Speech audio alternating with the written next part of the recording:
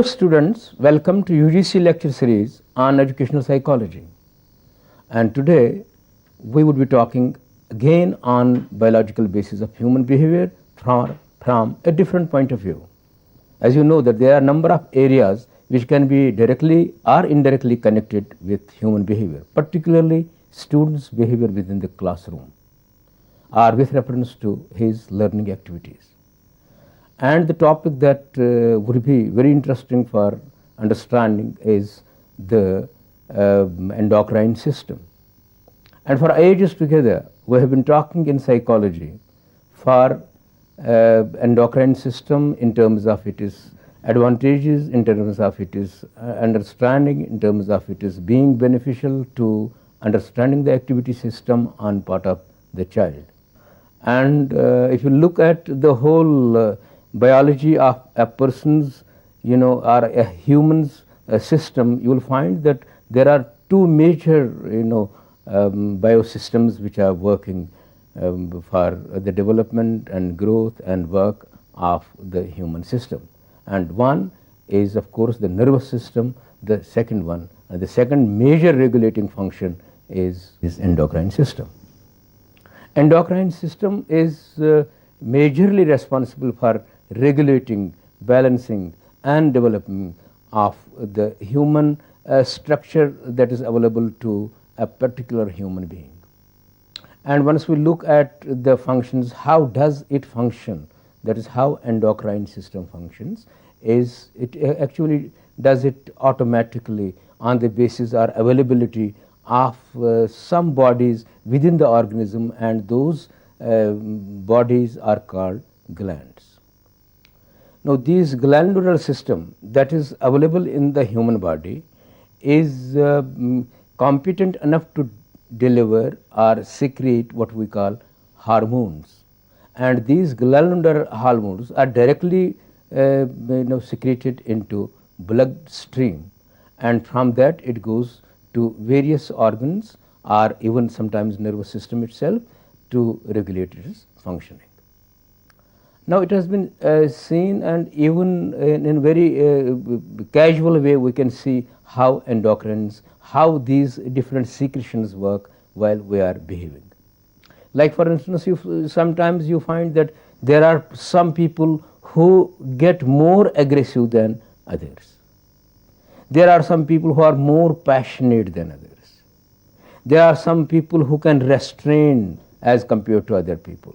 There are some people who are definitely controlling their stress very easily, but there are others who just express themselves or who are throttled in a particular situation, even if the situation was not that challenging.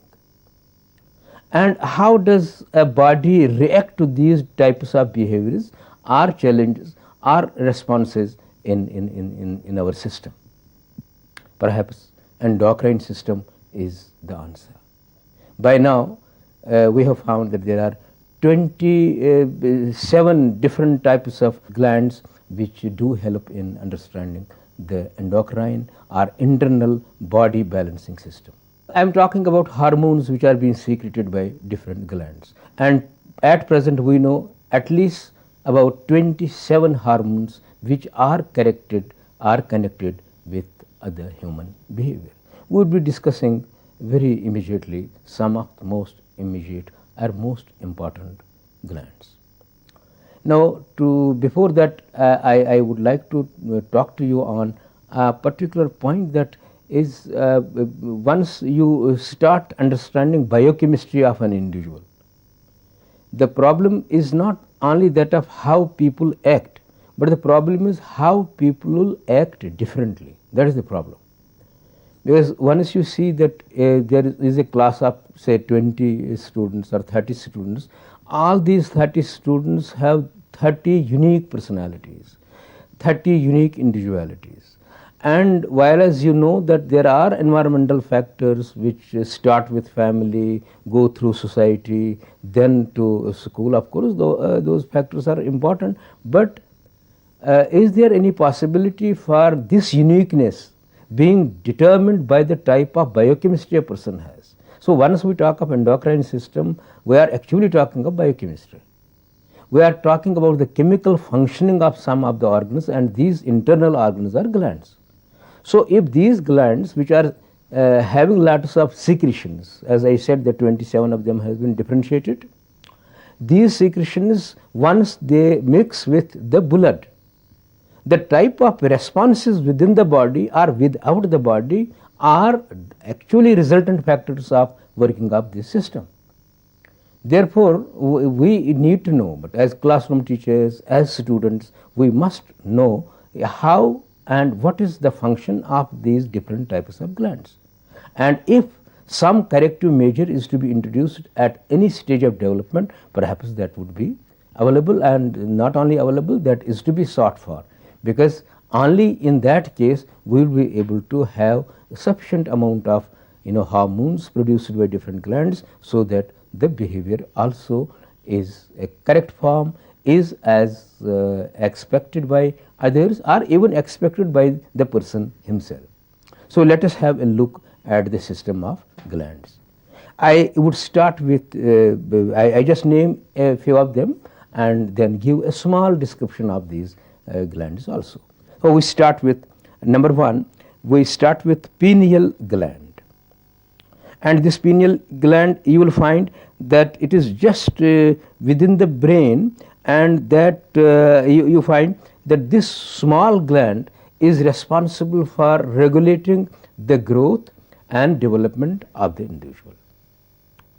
So, we start and we find that the one that controls growth and development of the person, growth and development includes your nervous growth, includes your growth of the bony structure, the whole growth or bio growth of the individual. And then we go to pituitary gland. You see, in earlier times, a pituitary gland was taken as the master gland, and sometimes in philosophy they would say that this is the seat of the soul. Actually, it is only because the largest amount of work and the function pituitary gland does. It does not only secrete whatever hormones it does, but it regulates other glands and other systems within the body also. That is why it is master gland. This gland is located on the underside of the brain, connected to the hypothalamus. The pituitary gland, as we mentioned earlier, has two parts that function quite separately. Part 1 is the posterior pituitary, towards back, is controlled by the nervous system, and part 2 is anterior pituitary, toward the front of the pituitary gland, is controlled by the chemical messages from the bloodstream and is often called the master gland. It produces numerous hormones that trigger the action of other endocrine glands. Among the functions of the anterior pituitary is the production of the body's growth hormones, through which it controls the amount and timing of body growth. Dwarfism and giantism are the result of too little or too much growth of pituitary gland. Then we talk of parathyroids. You have parathyroid glands, just you look at the throat, and there you have parathyroid glands and thyroid glands. You will find that these glands actually help while they secrete the type of hormone that is necessary for metabolic growth of an individual. So, if we have excessive secretion of thyroxine, the hormone that is secreted by thyroid gland is known as thyroxine. If larger amounts of this are secreted, then what will happen, that the metabolic growth will reach to those abnormal heights where the child or the person who is developed would not come to the normal or the norms of an average individual. Or it is low secretion would make him say a mid-getting size type and a dwarfing size type, or even sometimes you will find that as there are instances of bearded ladies, you have very small people you have around, and there you can just see how the thyroid gland and its secretion is working. Then we go down to the adrenal glands. Adrenal gland is just above the those two kidneys you find, and these adrenal glands, they are responsible for controlling the behavior under emotional stances. Mostly people, as I was talking about aggressiveness of people, why there are some people who are more aggressive, there are some people who are less aggressive. They would say that this adrenaline produced by adrenal glands, the quantity of would suggest what type of behavior a person would be having. He would be a calm person, a quiet person, aggressive person, very sensitive person. So that would be taken care by the adrenal gland. Means that it is controlling actually our emotional life of an individual. And then we go down to gonads. Now you have there you have ovaries of female people, and you have testes of male people.